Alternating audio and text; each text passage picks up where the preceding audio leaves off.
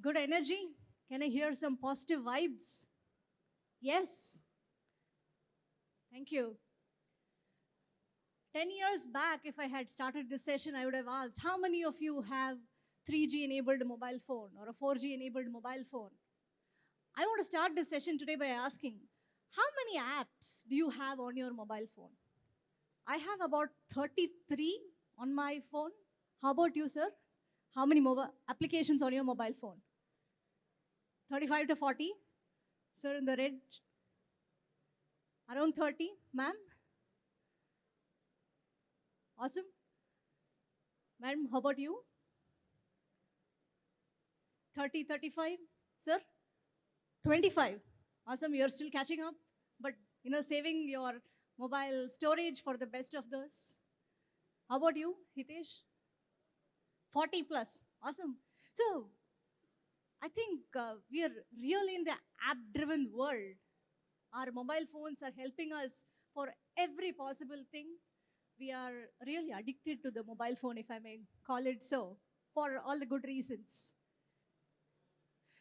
But this is good news for the startup founders, the startups which are building applications, which are solving for many, many things, simplifying things, easing a lot of things for us, ordering food, enabling travel. I just took an Ola cab to reach here, simplifying the travel big time. A lot of barriers simplified for all of us using these mobile applications, definitely. Can I have a show of hands? How many founders in the audience here today? Any founders, application developers? Yes, no, all mobile enthusiasts, yeah, you're one, awesome. Any other founders here in the vicinity? Yeah, please come over to the front. All founders need to be front benchers, please. There are 6, 7 benches. I've reserved these slots for you. I want to especially start by asking the mobile app founders, the startup founders, what does it mean to you in terms of customer engagement? Because we have a good number of people using 30 plus apps, 40 plus apps, 20 plus apps. So in this app-driven world, what matters most to you? How do you keep your customers happy? Can we have mic also shared with the audience here, please?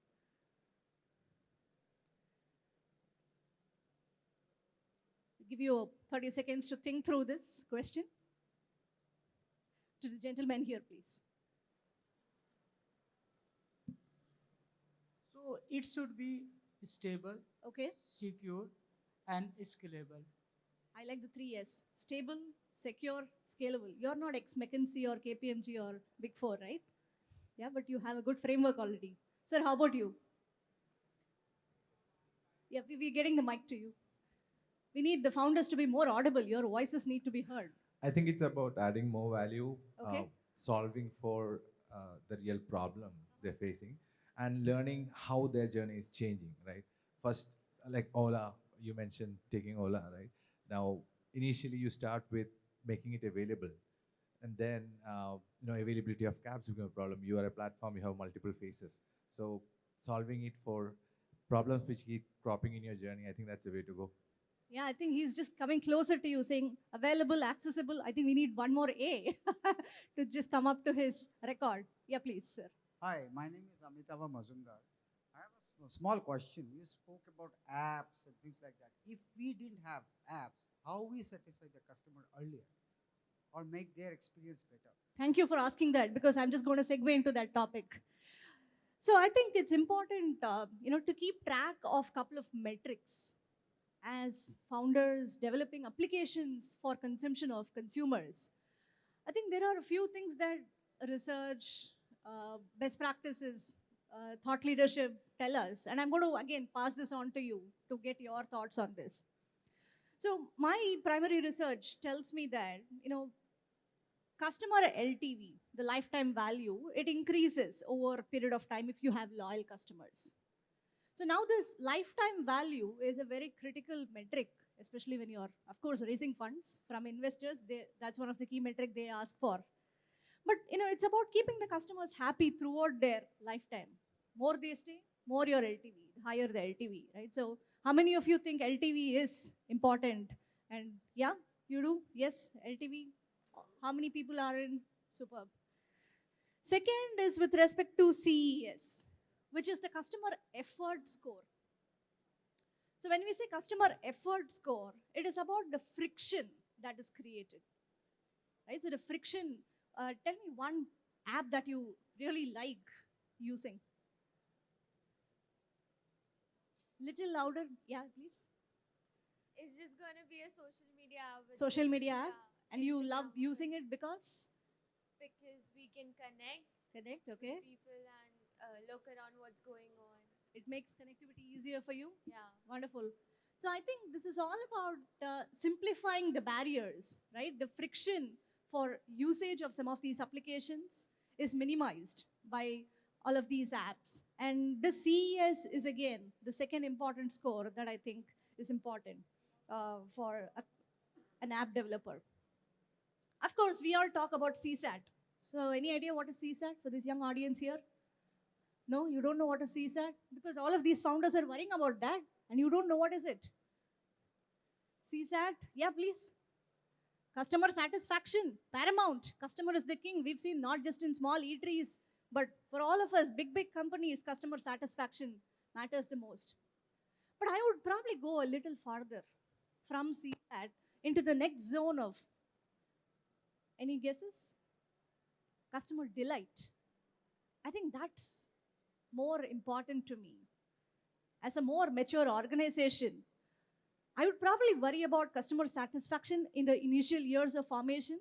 But as I mature in my journey as a company, I worry about customer delight. I don't say I would worry, but I'd be more concerned about delivering the right kind of customer delight to my consumers.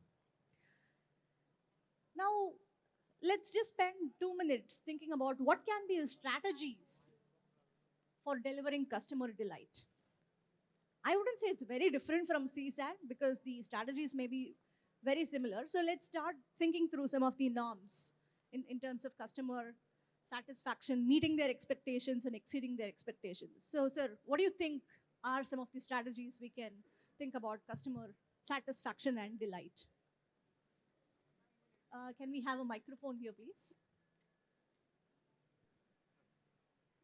In my opinion, it is money, saving money, time, and Optimization, entertainment. okay. Entertainment. Three parameters which a customer is primarily concerned with. Time, money, and entertainment. Fantastic. Any other inputs, sir? Sorry to keep the host on your toes, but I would love to have such an engaged audience. It's quality beyond expectation. When you say quality beyond expectation, can you just explain quality in your perspective? It's everything. It's the tolerances, Mhm. it's the finish, it's the, of course, performance, Mhm. very much to say. And cost is not such a great criteria for creating customer really excellent. Can I just tweak it a example, little bit to call it as excellence in your experience, in your digital experience? Do you think we can call it that way? Excellence in your experience of the application. Of course. Of course. That's covered by the performance part. Yeah. But even beyond performance, like, Mhm. I don't know now because a lot of brands are doing it. But earlier, whenever you used to buy a Sony product, it was excellence. It was, Yeah, the excellence, finesse matters. the packing, the way you can open the packing, the eco-friendly Yeah. methods of this. We're just not concerned about that 99.99%, that 0.001%, right? Correct. Bang on. I think you brought out the real value that distinguishes customer satisfaction from customer delight. You know, anybody can aspire to do that 99.99%. How do we bring in that 0.001%? I think that's where we all strive. And today I have two of my colleagues here, Hitesh and Tuhin, to see how Cisco can help you through this. So why are we here? I think it's like, you know, we are of course in this World Cup fever. The cricket match series is still going on. Today we have the India-England match, right? Yeah, so that's why you probably see a more emptier auditorium here. So while the CSAT part of it is, I think, more of cheerleading, people with all the nice dolaks on the stadium cheering the team, I think what we strive to do is be ingrained in the customer journey, like the coach, like the physio, helping the team deliver on the outcome for the customers. So that's what we strive to deliver to our customers from Cisco's perspective, helping them excel and get to that point, not 1% of finesse. So that is our vision and mission. Of course, we do this beyond the usual stuff of CSAT, where you kind of regularly collect customer feedback to ensure we know their pulse. We, of course, personalize the first time user expectation experience. We help look at user segmentation so that we can provide contextual experiences to the customers. Of course, we think it's important to celebrate the success, because celebration, of course, means that you're part of the team. You're committed to their success. Importantly, when things go wrong, you have to be there and make sure that you're solving for it without wasting too much time. Customer loyalty is again a key thing that we've seen a lot of brands, a lot of companies adopt in their offerings. And most importantly, we also think it's important to have a view of customer interactions outside your product zone also. If I'm using Ola, then the company may also want to know which are the competitor apps that are being used, right? So we need a view of not just our own application. We need the view of the world. We need to know the business context of the users who are coming in. Is it this pretty lady who is sitting in the front, or is it that gentleman who is a startup founder, or is it this corporate businessman?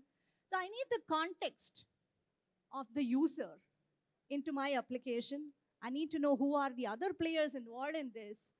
And most importantly, I need to ensure I be their coach, I be their physio, and be working through them towards their success. So I will let my colleagues take you through some of these strategies, get into a little bit of tech, deeper tech if we may, so that we can tell you how really we can help achieve this for your businesses. And believe me, this has been tested, tried, validated in some of the tier one customers, all the way to startups and unicorns. So what you're going to be seeing is something that's been validated and a success model that we want to share with all of you. So stay tuned and help me welcome Hitesh. Good morning, everyone. Hope you're doing well.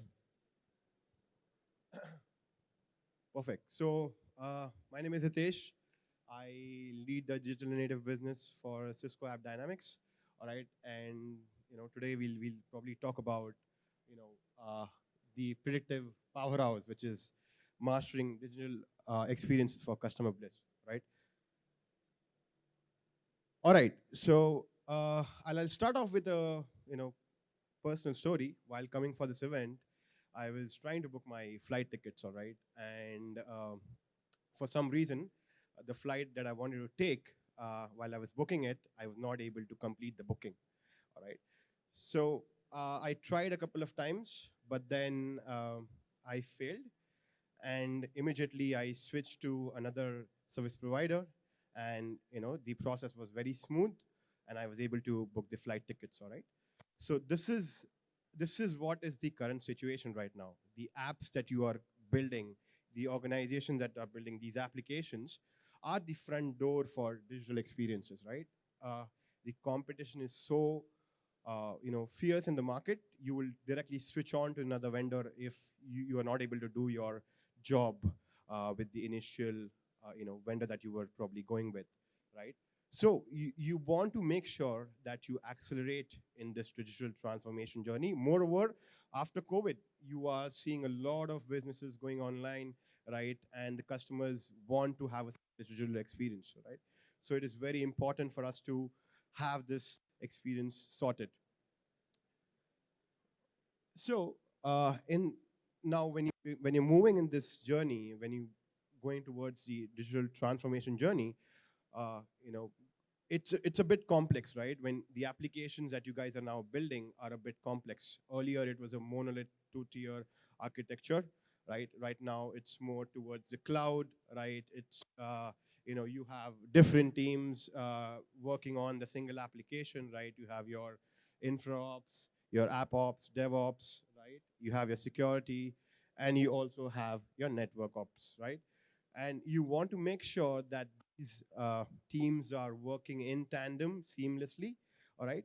But what happens is, in the current situation, these teams are working in their own zones, right? Or in a siloed approach, all right? Each team is using their own set of tools, all right, to make sure that uh, their job is doing is going pretty well. But what happens is there's no common ground here, right? Whenever anything happens, or whenever there's a bug in the system or in the application, right, there's finger pointing on each other, right?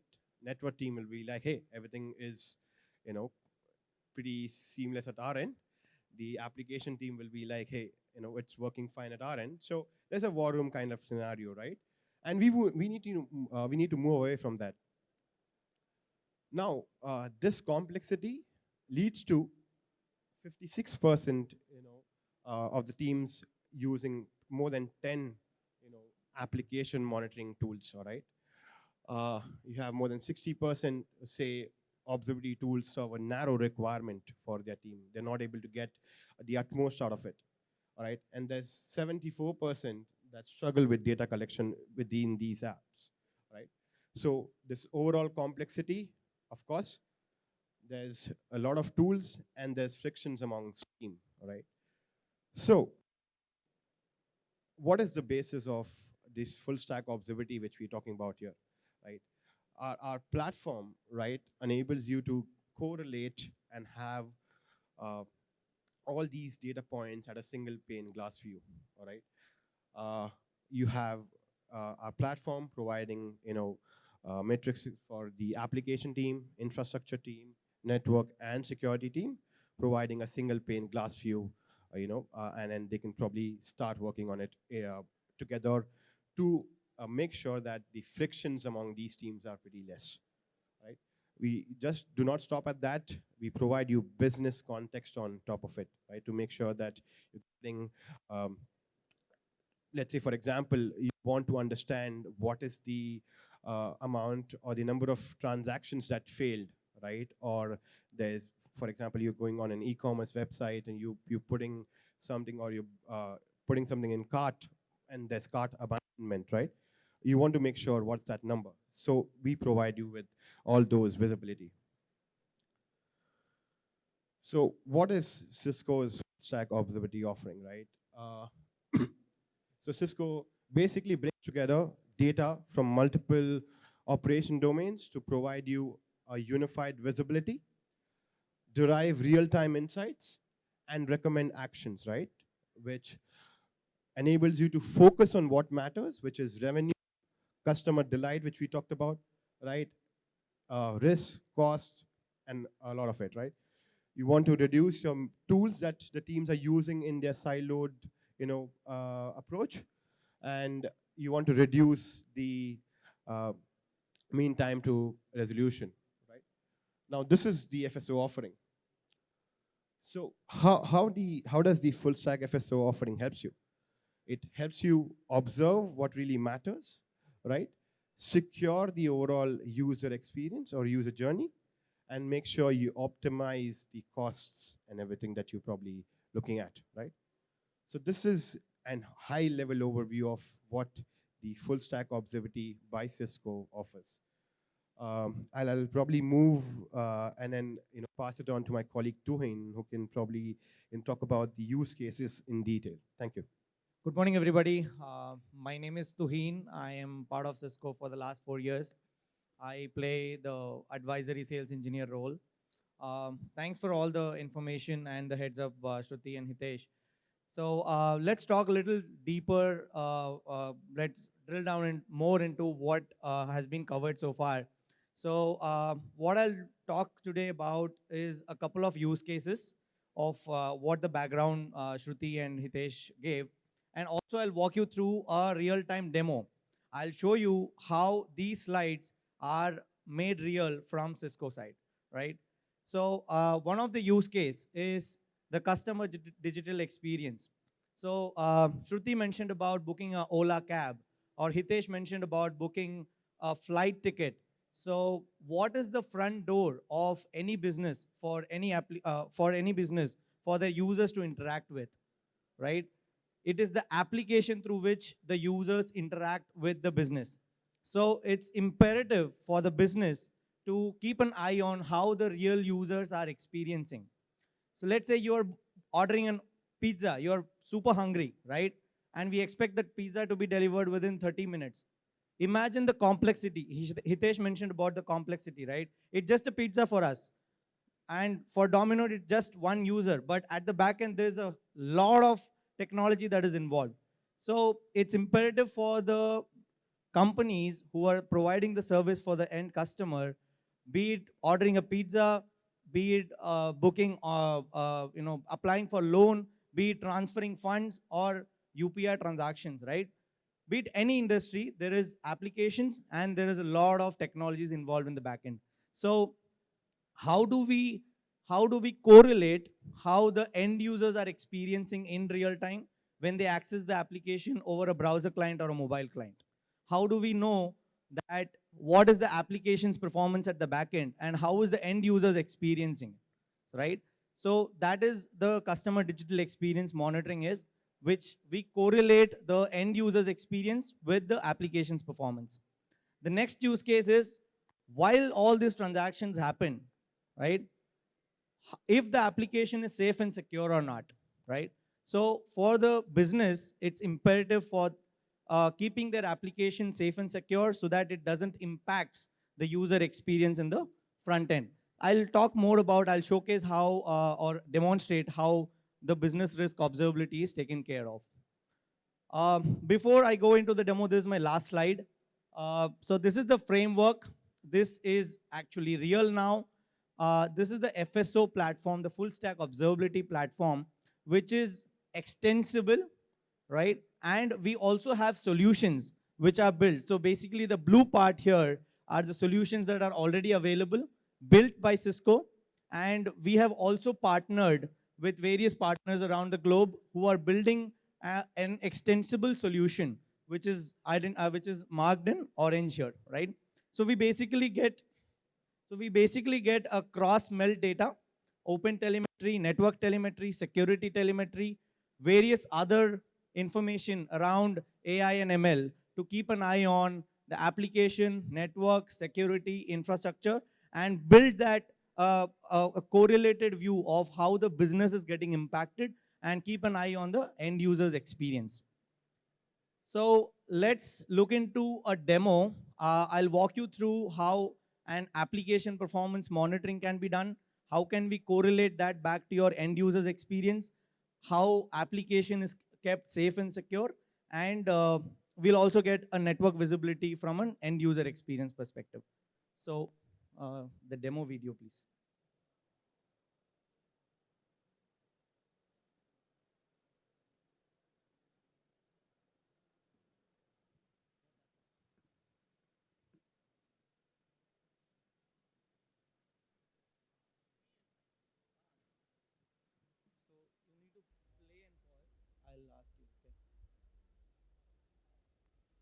So this is a full stack observability dashboard, which gives you telemetry data across the applications, the business related information. So basically, can you please pause it, please? Just for a minute. So this is a full stack observability dashboard, which gives a visibility of the application performance, the network performance, how is the application safe and secure or not, which talks about the risk score. Then there are various business telemetry data. So this is basically a loan application journey, right? Imagine I am a bank employee trying to monitor my loan application, right? Now I want to keep an eye on what is the typical user journey from a loan application perspective. So if you see these green and red dots, right? So these are my application's front end and the back end services. So what happens when you typically apply for a loan? from a landing page, you fill the information, submit the loan. That's your journey, right? That is what typically we do when we apply for a loan. But what happens in the back end is the moment the loan is submitted, there is a credit score that is checked. There are various services that goes through, right? So this is the complexity that we were talking about. In the front end, the companies are making a UI very intuitive, but in the back end, there are various services that the bank needs to keep an eye on. We'll talk about more into how we can look into the telemetry data. What if something goes wrong? The front end gets affected, right? So we'll quickly have a look at it. Please play it. Right? So we know that how many loans have been completed, what is the amount requested on an average perspective, and then on the same screen we can see what is the infrastructure performance, what is the network score, and yeah. So from an internet perspective, what is the latency, what are the API availability, available bandwidth, and from a network metric perspective, what metrics can we see, right? So let's look at look into the loan submit journey. What happens in the back end? Why is it slow? So that my end users are getting affected. So this particular dashboard is not just to view it. We can also drill down and see, go till the last mile of the code to identify where exactly the issue is. So this particular flow is automatically discovered by the system through the machine learning mechanism. It discovers that what all services that are involved in a loan submit journey. So you can see there are 3 services. The circles are basically services which are on the back end for a simple loan submit action alone, right? And we can look into various time period. We know that from a service perspective, in the entire flow, we exactly know that the loan service component is problematic one across all the other services. So the mean time to identify the issue is quickly cut down because we know that the loan service is the problematic one. However, we'll go till the last mile of the code to identify where exactly the issue is, right? So you see the transaction scorecard here. I'll talk more about what the scorecard is. Before that, I'll give you a very high-level overview of what the application dashboard is. So this is the banking application where the entire application's flow is automatically discovered, right? This is not just for one action, that is loan submit. However, this is for the entire loan application. And the flow is discovered basically through the business transaction. So whatever APIs, so basically you perform a login action, you apply for the loan, you check for the credit card score, all that information, all the API information are automatically discovered, and we also tag the business risk, which I'll talk more about in the future demo. Yeah, so let's talk about how we can identify the issue automatically, right? So you see there are very slow transactions automatically discovered. So it lets us know that there are 124 transactions which are slow. So let's drill down into one of the slowest transaction to go till the last mile of the code to identify the issue. Now my users are facing slowness in the loan service. So I go into one transaction or one slowness transaction to identify where the issue is. So you can see here from the potential issues, I can get to know in the so from the potential issues, we be able to quickly identify where the issue is. There is a thread sleep state, which is written by the developer. Now we can, so play it once. Stop. So you can see there is a thread sleep state in the application's code. Now we don't know that if the developer has written this deliberately or not, right? So there has to be some justification. So we can quickly go back to the developer and ask them to probably remove this thread sleep so that my loan application submission can be seamlessly performed. So what we have done here is, we know that from an entire journey of a loan application's loan submission journey, there are various steps. We know where exactly the issue is, which leg of the transaction is slow. We identified that the loan submission, out of the entire journey, loan submission was the problematic one. we went into the loan submission journey. We saw what all services that are contributing to the entire loan submission application. And out of all the 3 services, there were 1 service which was slow. We went into that, we saw that there are entire piece of code which are getting executed, right? You see the line number 37, 66. So we go till the last mile of the code and let you know that where the code performance issue is, right? So they're clearly saying that 86% of the time is taken through the taken by the thread sleep state. Now this is a transaction snapshot which gives us visibility into the application's piece of code. Now at the same time, we can also know that what are my slow calls and errors. Now if we don't, let's say developer says that I don't want to go through the entire piece of code, we can click on the slow calls and have a visibility into it. And there is a correlated view of your infrastructure metrics. What is my CPU? What is my memory utilization of the server on which my loan service submission is happening? Now, so this is from an application performance monitoring standpoint. Let's look into the end user experience. We were talking about end user experience monitoring is paramount. We need to keep an eye on how my end users are accessing my application. So this is the end user experience monitoring screen on the same FSO platform, which tells me what is my overall end user response time, what are the browsers, top 10 browsers through which my end users are accessing my application, pages per minute. Basically, these are all basic information from a real user experience perspective. All right, so we were talking about the application's performance and the end user's experience. Now, what happens if my network is not performing well? Because there is network always involved between an application and my end user. So let's imagine that you're trying to book an order a pizza, and you're not able to do it, and you try to call up the customer care and say, hey, I'm not able to order it, so please take the order. Now, at the back end, let's say a Domino's service, the guys will start looking into what the issue is, right? So it's the end user, it's a firefighting between your end user and the application. What is the gray area is between the network, right? So we need to keep an eye on how the network is performing between the application and the end user. That is what this 1000 Eyes Network Insights gives you. So this is an out-of-the-box integration that we have with 1000 Eyes, which is also a Cisco product, which is integrated into the full stack observability platform. Now this gives us, this gives the feasibility of end users, real-time end user experience and synthetic test that is done by the 1000 Eyes. Please play it.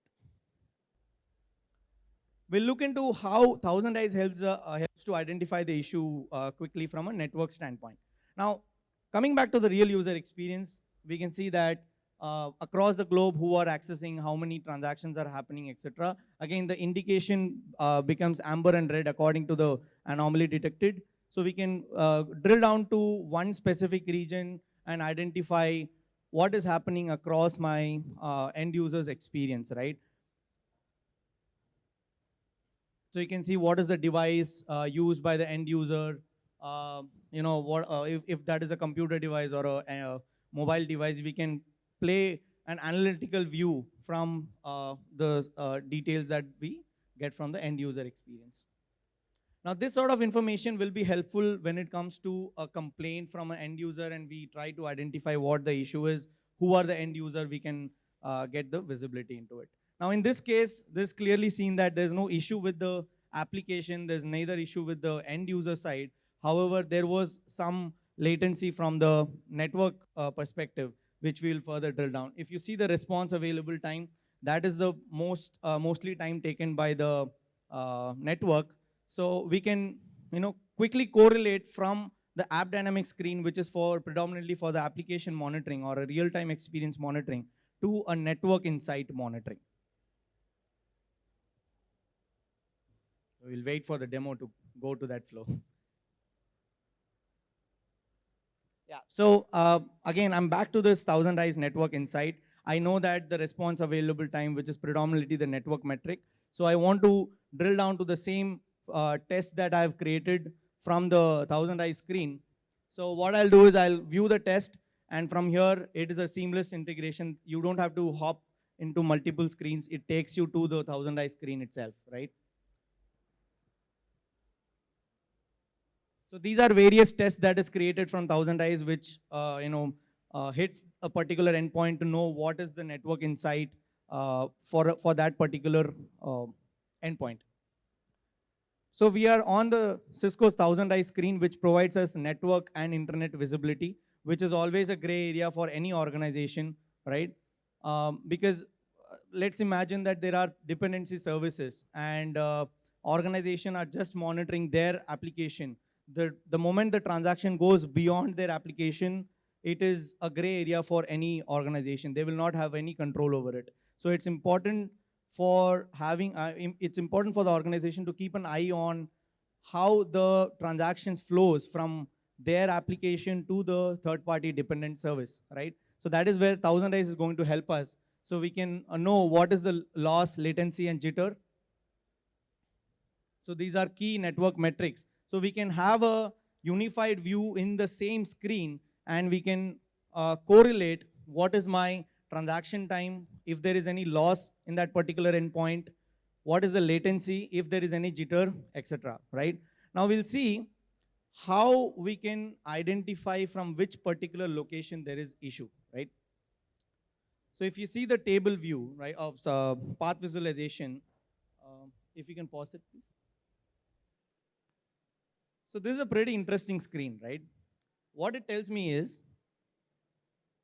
from Riyadh location, right, I have hosted a cloud agent because I know that from this particular location is my potential users are going to come in. So I have hosted a cloud agent, or I'm leveraging a cloud agent to hit this particular endpoint, which is 13.41. Blah, blah, right? So this is discovering my entire network path. None of the solution in the market, in the globe, can do this, which can identify the path visualization of the entire network path.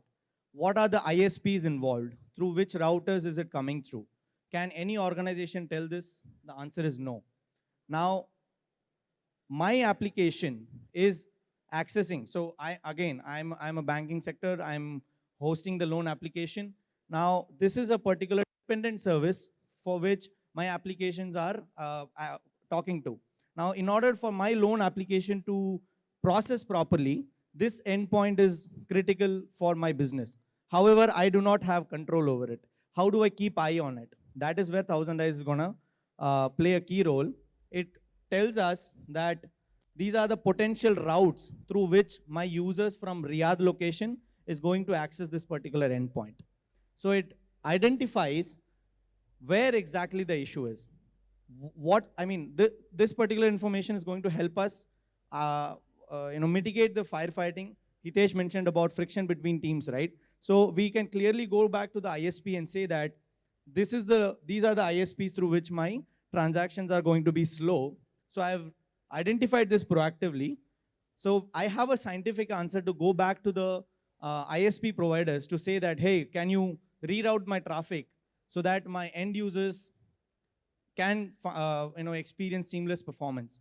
So look how easy it was to identify some issue which is in the network area where I do not have control, my third-party dependent application do not have control, but I have just created the synthetic test and identified where the issue is. So that is how easily we can identify network issues. Now let's look into security. Somebody mentioned about the application being secured, right? So that is also key aspect. So let's look into how easily we can keep an eye on the application runtime security. So from the same dashboard, from the same FSO dashboard, we were able to identify the application issue.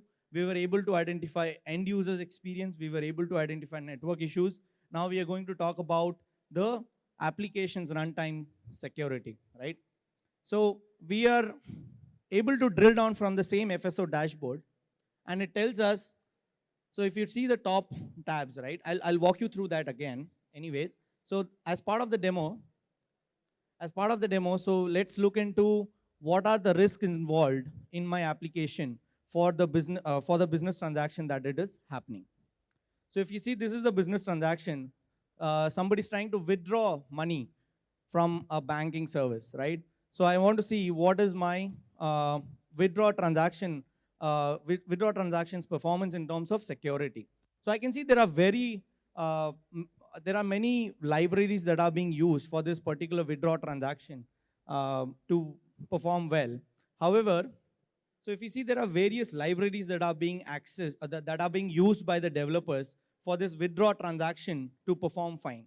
However, the system has automatically discovered that there are vulnerabilities discovered for these libraries. And what can we do? If you look at the status, it is detected.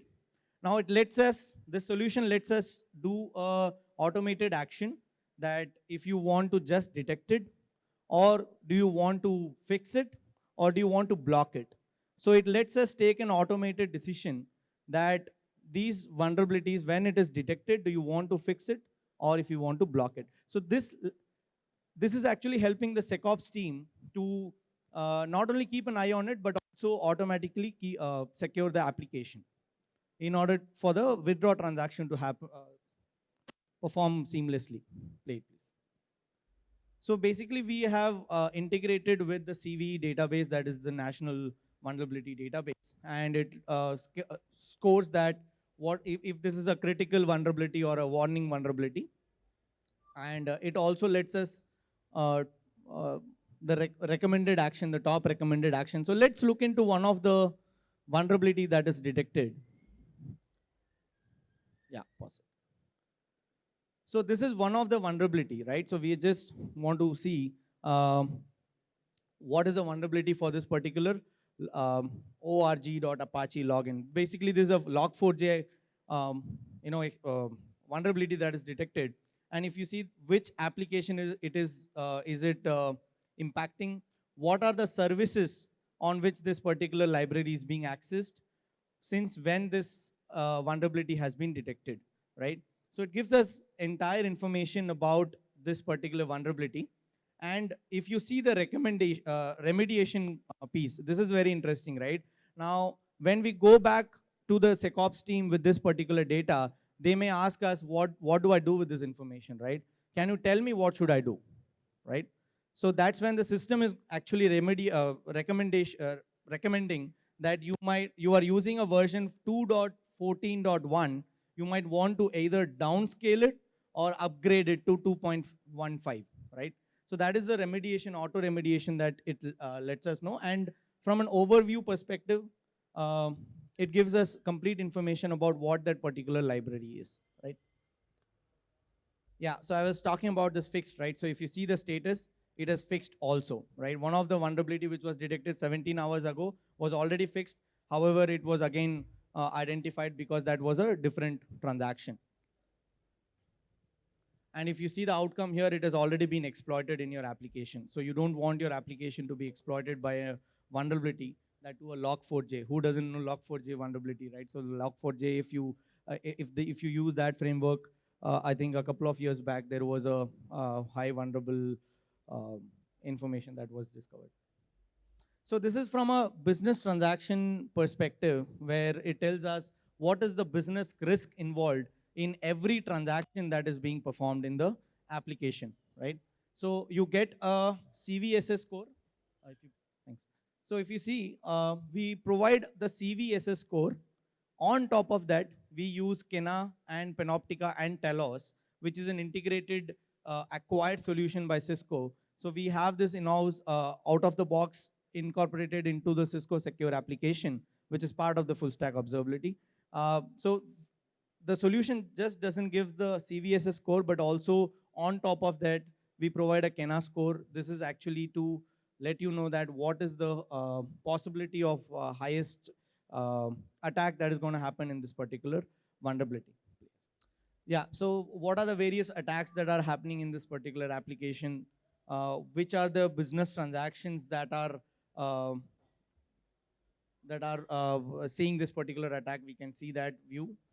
So, you can see, right, from a full stack observability standpoint, like Hitesh mentioned, that you need to keep an eye on your application, your network, your infrastructure, and the security aspect to it. So from a single source of truth and a single pane of glass view, you are not only able to see what is the business impact, but also be able to drill down what is the impact component, whether it is application or network or security or infra, and then give a contextualized information, and also keep an eye on how your end users are experiencing in real time. So with that, I'll hand it over to Shruti. Thank you so much. Happy to take questions. I'm just around here, so thank you so much. Thank you so much, Tuhin. Hitesh, do you also want to join? Tuhin, if there are any questions from the audience, happy to take any questions on how we can help you enable secure, seamless digital experiences for your customers. We enable not just financial transactions, but also your safe way back home. Is it on? Ordering. Sorry, I have a question. Yes, please, sir. Sorry, great presentation. I joined midway, so you may have answered it. Is it? All right. Sorry, I joined midway, so I may have missed it. Pardon me for that. I'm talking of a use case where there's a mobile app. You took the case of loan origination disbursement. So when somebody tries to transact using a mobile, and if it doesn't go through, all right, can I track and recover by interacting, recover in other ways? Absolutely. Yeah, thanks for the question. Thanks for that question. So you can definitely keep an eye on what are the steps that your users are typically taking, or what are the actions on your mobile application. So the typical journey that you see, the front end piece is something, can be from a browser perspective or from a mobile perspective. So this solution is going to help you monitor your real user experience from a browser or a mobile application, be it Android or iOS. And it can be of various platform on which your Android or iOS is built, right? It can be a Swift application, or for Android, it can be for Maven, Gradle, etc., right? So it can monitor, and you can keep an eye on your user experience. Yeah. I think you can think of this as more of a digital X-ray of sorts. And it's not necessarily a post-mortem analysis. You actually get these in real time when it's happening. And with help of AI, you even get predictive insights in terms of what is going to happen. So I think that's the best part of all of this. Any other questions? So thank you from Team Cisco. We continue to, as I said, enable secure financial transactions, secure transportation, even get your favorite pizzas while you watch the cricket match today. So let's all go on and cheer for India. Yes, thank you so much. Thank you so much, Shruti. Thank you, Tuhin, and thank you, Hitesh.